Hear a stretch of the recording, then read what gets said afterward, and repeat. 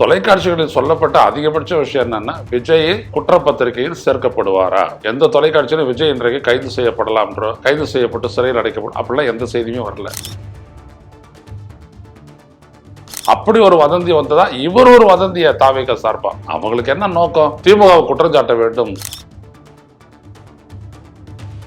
சிபிஐல நடந்த விசாரணை தொடர்பாகவோ அல்லது அந்த ஜனநாயகன் படம் தொடர்பாகவோ அவருக்காக எல்லாரும் பேசும்போது விஜய் ஏன் எதுவுமே பேசல, ஏன் அவர் அமைதியா இருக்காரு? தாவேகா அந்த கட்சிக்காரங்களும் பேசுவாங்க. எப்ப பேசுவாங்கன்னா, அப்படி பேசும்போது திமுக மீது குற்றம் சாட்ட முடியுமா? உடல் வலிமையை உறுதி செய்யும் சிலாஜித், கவனத்தை மேம்படுத்தும் அஸ்வகந்தா மற்றும் உயிர் சக்தியை பெருக செய்யும் சஃபேடு முஸ்லி போன்ற இமயமலையின் உணவுப் பொருட்களை கொண்டு வந்து மிஸ்டர் பர்ஃபெக்ட் உருவாக்கப்பட்டுள்ளது. உங்கள் முழு குடும்பத்தின் ஆரோக்கியத்தை மா நேச்சுரல்ஸ் மூலம் உறுதி செய்திருங்கள். 100% இயற்கையான மூலிகை பொருட்கள் மூலம் உருவாக்கப்பட்ட மிஸ்டர் பர்ஃபெக்ட் மற்றும் மிஸ் பர்ஃபெக்ட் தலைமுறையாக குடும்பங்களின் உடல் வலிமை, மன வலிமை மற்றும் மகிழ்ச்சியை பெருக செய்கிறது. உங்கள் மகிழ்ச்சியான பயணத்தை துவங்க www.mannaturals.com என்ற இணையதளத்தை பார்வையிடவும் அல்லது வாட்ஸ்அப் எண்ணிலும் தொடர்பு கொள்ளலாம்.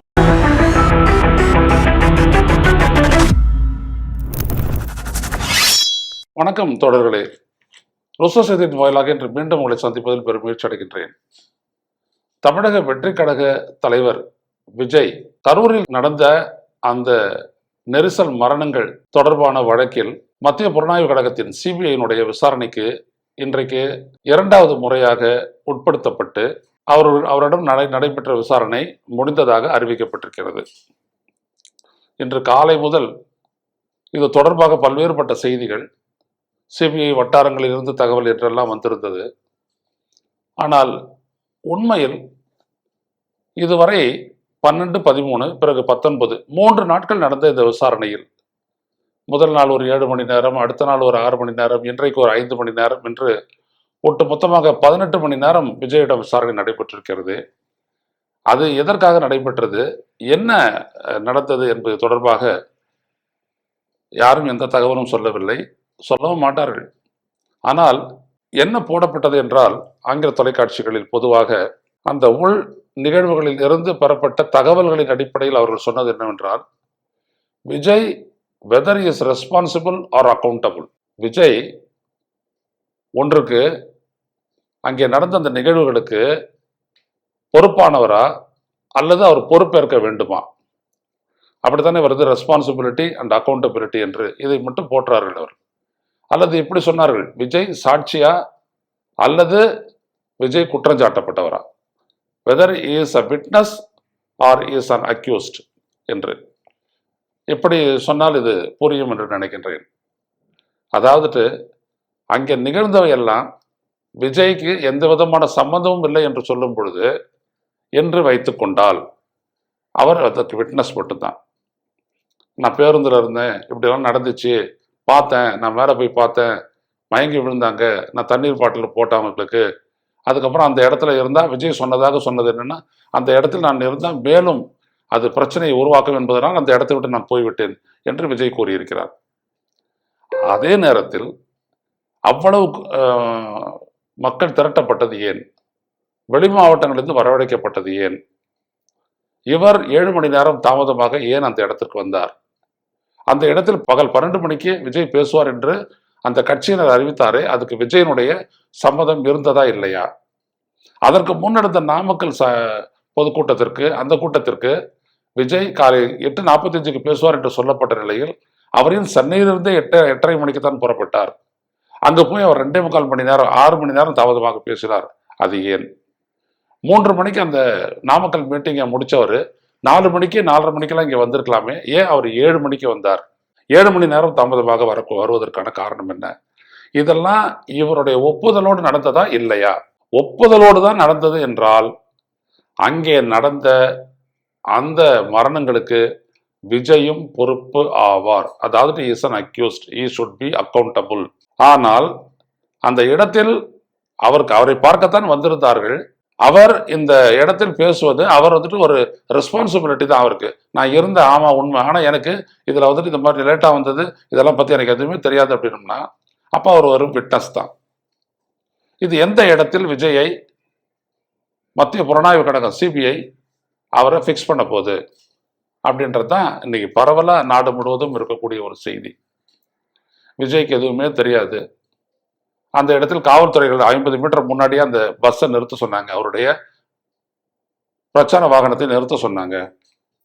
ஆனா அவர் விஜய் ஏத்துக்காம, விஜய் கூட இருந்தவங்க ஏத்துக்காம, அந்த இடத்துல நாங்க எந்த ஸ்பாட்ல சொன்னோமோ அந்த ஸ்பாட்டுக்கு கொண்டு போங்க அப்படின்னு சொன்னதாகவும், அப்படி சொல்லும் பொழுது காவல்துறையினர் நீங்க அந்த இடத்துக்கு கொண்டு போனீங்கன்னா கிரவுட் பஸ்ட் ஏற்படும், நெரிசல் ஏற்படும், அது ஆபத்தில் முடியலாம் அப்படின்னு எச்சரிக்கை விடுத்ததை அவர்கள் சிபிஐ சொல்லியிருப்பதாகவும் சொல்லப்படுகிறது. அப்ப இந்த இடத்தில் விஜயனுடைய ரோல் என்ன?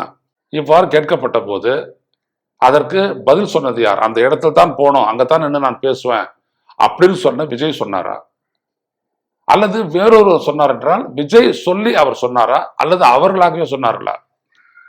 இந்த இடத்தில் உண்மையில் நடந்தது என்ன என்பது தொடர்பாகத்தான் சிபிஐ விஜய் பக்கத்தில் அமர்ந்திருந்த, ஓட்டுநருக்கு பக்கத்தில் அமர்ந்திருந்த விஜய் என்ன சொன்னார் என்பதை பற்றி அவருடைய ஓட்டுநரிடமே விசாரணை நடத்தி முடித்து விட்டது. எனவே அவர் நிச்சயமாக சொல்லியிருக்கக்கூடும். அப்படி என்றால் விஜய்க்கு தெரிந்துதான் அது நடந்திருக்கிறது என்கின்ற வரும்பொழுது காவல்துறையினர் கொடுத்த அந்த ஆலோசனையை ஏற்காமல், அந்த எச்சரிக்கையை ஏற்காமல் அந்த இடத்திற்கு வண்டியை ஓட்டச் சொல்லி அங்கே நிறுத்தியதன் மூலம் 2 பக்கமும் மக்கள் பின்னுக்கு தள்ளப்பட்டு அதன் காரணமாக நெரிசல் ஏற்பட்டு இந்த மரணங்கள் நிகழ்ந்ததற்கு விஜய் பொறுப்பேற்றுத்தான் ஆக வேண்டும். விஜய் பொறுப்பாளி என்று வந்தால் விஜய் இந்த வழக்கில் ஒரு குற்றவாளியாக as an accused சேர்க்கப்படுவார். அதாவது he will be in the charge sheet. Vijay will be charge sheeted. மற்றவர்களைப் போல ஆதவ் அர்ஜுன், புசி ஆனந்த், நிர்மல்குமார், அப்புறம் அந்த பகுதியைச் சார்ந்த மதியழகன், தமிழக வெற்றி கழகத்தினுடைய அந்த மாவட்ட பொறுப்பாளர், அவர் எல்லாரும் சேர்ந்து இவர்களாம் பொறுப்பாக்கப்படுவார்கள், சார்ஜ் ஷீட்ல அவங்கள போட்டுடுவாங்க அப்படின்ற ஒரு செய்தி தான் இன்றைக்கு போகிறது. இதற்கு நடுவில் இன்னைக்கு என்ன பண்ணாரு, இது எப்படி நடக்க போகுது அப்படின்றது இன்னும் ஒரு 2-3 நாளாக தெரிஞ்சிடும். ஏன்னா சிபிஐ அதிகபட்சம் 90 நாட்களுக்குள் அவர்கள் இந்த சார்ஜ் ஷீட்டை ஃபைல் பண்ணணும். அப்படி பார்த்தீங்க அப்படின்னோம்னா இன்னும் சில நாட்களில் அவர்கள் சார்ஜ் ஷீட்டை ஃபைல் பண்ணுறதுக்கு அவங்க வருவாங்க. இங்கே கரூரில் இருக்கக்கூடிய அந்த மாவட்ட நீதிமன்றத்தில் அந்த வழக்கு எந்த இடத்துல எஃப்ஐஆர் ஃபைல் தாக்கல் செய்யப்பட்டிருக்கிறதோ அந்த இடத்தில் வந்து அவர்கள் சார்ஜ் ஷீட்டை ஃபைல் பண்ணுவாங்க. அதில் விஜய் எங்கே இருக்கிறாருன்றதை பொறுத்து தான் அவருடைய அரசியல் எதிர்காலம் எல்லாமே இருக்கிறது.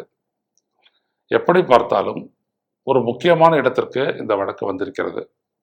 இது உச்சநீதிமன்றத்தினுடைய ஓய்வு பெற்ற நீதிபதியினுடைய தலைமையில் அமைக்கப்பட்ட ஒரு சிறப்பு புலனாய்வு குழு எஸ்ஐடி, அதன் கீழ் சிபிஐ இந்த விசாரணை நடத்தியது என்பதை நாம் கவனிக்க வேணும். எனவே இந்த சார்ஜ் ஷீட் மிக முக்கியத்துவம் வாய்ந்ததாக இருக்கும்.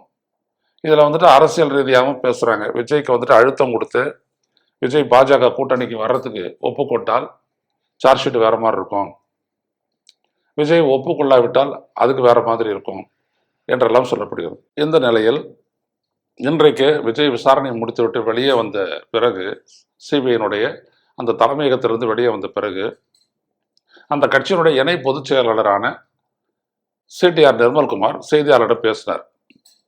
அவர் சொல்லும்போது இன்னைக்கு காத்தாலேருந்து நடந்த விசாரணையில் பல வதந்திகள் வந்துட்டு தமிழ்நாட்டில் இருந்து வரக்கூடிய தொலைக்காட்சிகளில் வதந்திகள் வெளிவந்தன அப்படிலாம் சொல்லிட்டு அவர் சொன்னார்.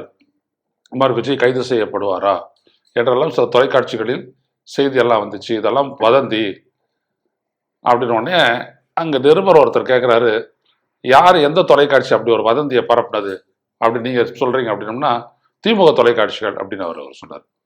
திமுக தொலைக்காட்சினா எந்த தொலைக்காட்சி அப்படின்னு உடனே சன் நியூஸ் அப்படின்னு அவர் சொல்லிவிட்டார். உடனே அங்கே சன் நியூஸ் செய்தியாளர் இருந்தார் போல, அப்படி ஒரு நியூஸே சன் நியூஸில் வரலையே, எப்படி என்ன அடிப்படையில் நீங்கள் சொல்கிறீங்க, எப்படி நீங்கள் சொல்லலாம் அப்படின்னு சொல்லிட்டு அவர் கேள்வி மேலே கேள்வி கேட்ட உடனே டக்குன்னு முடிச்சுக்கிட்டு அந்த இடத்த விட்டு போயிடுறாரு. இது வதந்தியை பரப்புவதாக சொல்லி இவர் நிர்மல்குமார் வதந்தியை பரப்புகிறார். உள்ளபடியே காத்திருந்து நானும் பல தொலைக்காட்சிகளை பார்த்துட்டு தான் இருக்கேன். தொலைக்காட்சிகளில் சொல்லப்பட்ட அதிகபட்ச விஷயம் என்னன்னா, விஜய் குற்றப்பத்திரிகையில் சேர்க்கப்படுவாரா அப்படின்ற ஒரு செய்தி தான் பல தொலைக்காட்சிகளில் வந்துச்சு. எந்த தொலைக்காட்சியிலும் விஜய் இன்றைக்கு கைது செய்யப்படலாம்ன்றோ, கைது செய்யப்பட்டு சிறையில் அடைக்கப்படும் அப்படிலாம் எந்த செய்தியுமே வரல. ஆனால் அதையே வந்துட்டு இல்லாத ஒன்றத்தை சொல்லி அப்படி ஒரு வதந்தி வந்ததா இவர் ஒரு வதந்தியை தாவேக சார்பா. அவங்களுக்கு என்ன நோக்கம்? திமுகவை குற்றம் சாட்ட வேண்டும். எது சொன்னாலும் அவங்க இதுவரைக்கும் ஏன் இப்போ சிபிஐயில் நடந்த விசாரணை தொடர்பாகவோ அல்லது அந்த ஜனநாயகன் படம் தொடர்பாகவோ விஜய் ஏன் எதுவுமே பேசல, ஏன் அவர் அமைதியா இருக்காரு, அவருக்காக எல்லாரும் பேசும்போது விஜய் மட்டும் ஏன் அதுல பேச மாட்டேங்கிறாரு அப்படின்ற ஒரு கேள்வி எழுப்பப்பட்ட போது நான் சொன்னது இதுதான். விஜய் விஜயோ இல்ல தாவேகா அந்த கட்சிக்காரங்களும் பேசுவாங்க. எப்ப பேசுவாங்கன்னா, அப்படி பேசும்போது திமுக மீது குற்றம் சாட்ட முடியுமா, அதற்கு ஏதாவது வாய்ப்பு இருக்குதா, அப்படி வாய்ப்பு இருந்ததுன்னா பேசுவாங்க. அப்படி வாய்ப்பு இல்லை அப்படின்னோம்னா அது இந்திய ஒன்றிய அரசு, மோடி அரசு, தணிக்கை வாரியம் இதெல்லாம் பத்தி பேசுறதா அவங்க பேச மாட்டாங்க. திமுகவும் குற்றம் சாட்டது ஏதாவது காரணம் இருக்கா, இருந்தா அவங்க பேசுவாங்க அப்படின்னு இன்னைக்கு என்னை பேட்டி கண்ட சில யூடியூப்ஸுக்கு நான் சொன்னேன். கடைசியில் அதான் நடந்துச்சு. இன்னைக்கு அவர் என்ன சொல்றாரு, காத்திருந்து வதந்தியை பரப்புனாங்க, விஜய் கைது செய்யப்படுவார்னு வதந்தியை பரப்புனாங்க. யார் போடுவாங்கன்னா திமுக ஊடகங்கள், எந்த ஊடகம்னா சன் நியூஸ் அப்படின்னு சொல்லிட்டு அந்த திமுகவை இழுக்கணும். எடுத்து அது மேல ஒரு அவதூறு பிரச்சாரத்தை செய்ய வேண்டும். அது விஜயிலேருந்து அந்த கட்சிக்காரங்க ஃபுல்லா அது ஒரிஜினல் எல்லாருமே சொல்றாங்க. இன்னைக்கு அதில் ஒரு ஸ்டெப் அதிகமா போடு சிடிஆர் நிர்மல்குமார் சொன்னார். இவர் ஏற்கனவே ஆர்எஸ்எஸ்ல இருந்தவர், அங்க இருந்து அதிமுக வந்தவர், அங்க இருந்து புஷி ஆனந்த் வழியா அந்த கட்சிக்கு வந்திருக்கிறாரு. ஸோ அவருக்கும் அந்த நோக்கம் தான் இருக்கும். எனவே இப்படி சொல்லிவிட்டு அவர் தப்பிக்க பார்த்தார். நல்ல வேளை அங்கே இருந்த அந்த சன் நியூஸினுடைய செய்தியாளர் நேரடியாக பிடித்து விட்டார். எப்படி நீங்க சொல்றீங்க அப்படின்னு சொல்லி பிடிச்ச உடனே அதுக்கு பதில் சொல்ல முடியாமல் அதற்கு பிறகு அவர் நழுவி அந்த இடத்த விட்டு போயிடுறார். வேற எதுவுமே பேசவே இல்லை. இந்த விஜயனுடைய அரசியல் என்பது திமுகவை எதிர்ப்பதும் திமுக மீது அவதூறு பேசக்கூடிய ஒரு சிங்கிள் எஜெண்டா தான் அந்த கட்சிக்கு இருக்கக்கூடிய அரசியல் கொள்கை என்பது இன்றைக்கு மீண்டும் ஒரு முறை நிரூபணமாகிறதாக நான் கருதுகிறேன். திமுகவும் குற்றம் சொல்லு, டிஎம்கே கவர்மெண்ட்டை குற்றம் சொல்லு, இதை தாண்டி வேற அரசியல். அதான் சொன்னார்ல, திமுக தான் தீய சக்தின்னு 4 திசையும் திரும்பி சொன்னார் இல்லையா அவை ஈரோட்டில் விஜய். அதே தான் இப்போவும். இதில் இவங்க என்ன சாதிக்க போறாங்க, இப்படி இவங்க சொல்றதை மக்கள் நம்பணும், அது நிரூபணமாகணும். எதுவுமே இல்லாத இப்படி திரும்பி தீய சக்தின்னு சொல்றது, திமுக தான் எல்லாத்துக்கும் காரணம்னு சொல்றது, இதை என்ன அப்படின்னா அது அவங்களுக்கு ஒரு பெரிய ஒரு வியாதி மாதிரியே போயிடுச்சு. இது ஒரு அரசியல் வியாதியாவே போயிடுச்சு. இப்படி சொல்லுவது எவ்வளவு நெருக்கடியான ஒரு விடயம். 41 பேர் இறந்திருக்கிறார்கள், இன்னும் சொல்ல போனால் கொல்லப்பட்டிருக்கிறார்கள். அதற்கு நிச்சயமான காரணம் தாவேகா தான். இவங்க பரப்புரைக்கு ஏன் அவ்வளோ பேரை கொண்டு வந்தாங்க, எங்கேருந்து கொண்டு வந்தாங்க, எதற்காக கொண்டு வந்தார்கள் என்கின்ற ஏகப்பட்ட கேள்விகள் இருந்ததனால்தான் 3 நாள் தொடர்ந்து விசாரணை நடந்திருக்கிறது.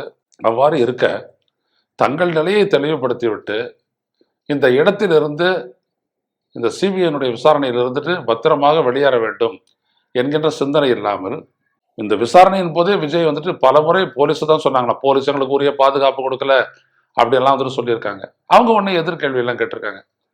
போலீஸ் எவ்வளவு பேர் பாதுகாப்பு கொடுத்ததா சொல்லியிருக்காங்க. ஆனா நீங்க தான் போலீஸ் சொல்றதை கேட்கலையே, அவர்கள் எப்படி எல்லாம் சொல்லியிருக்கிறாங்களே, இதோ இருக்கு ஆதாரம், உங்களுக்கு என்ன ஆதாரம் இருக்கு என்றெல்லாம் கேட்டபோது அவர்களிடம் பதில் இல்லை. பல நேரங்களில் அவர் அமைதியாகவே இருந்திருக்கிறார், பதில் சொல்ல முடியாமல். இதெல்லாம் வெளியாகி இருக்கிறது ஓரளவுக்கு.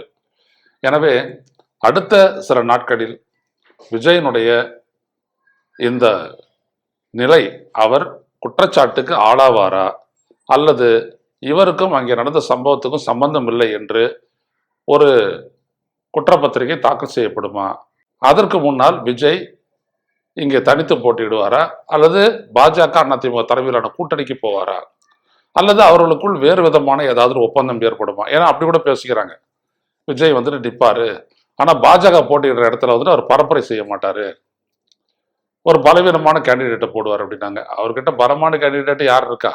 அப்படிலாம் எதுவும் கிடையாது. எனவே பலவிதமான செய்திகள் சொல்லப்படுகின்றன. என்ன நடக்கின்றது என்று பார்ப்போம், பொறுத்திருந்து பார்ப்போம். மீண்டும் சந்திப்போம் தொடர்களை. நன்றி, வணக்கம். ஊடகம் கார்ப்பரேட் அரசியல்வாதிகளின் கைப்பாவையாக அடிமைகளாக இருந்தது போதும், இனி சாட்டை எடுத்து சுழற்றும் நேரம் வந்துவிட்டது. ஊடகம் பொதுமக்களாகிய உங்களுக்காக, உங்களாலேயே இயக்கப்பட வேண்டும். ஊடக சுதந்திரத்திற்காக உங்களின் பங்களிப்பை இன்றே அளித்திடுங்கள்.